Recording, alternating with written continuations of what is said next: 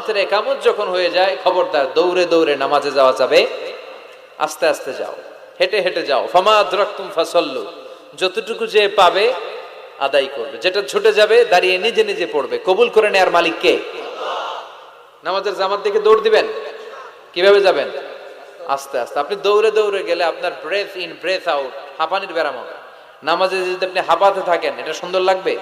আপনি কার সামনে দাঁড়াচ্ছেন? সব রাজার বড় রাজা, মহারাজা, চিল্লা এখন ঠিক কিনা? তার সামনে দাঁড়িয়ে হাঁপানির ব্যারাম দেখানোর কোনো সুযোগ? ধীরস্থির ভাবে যাবেন।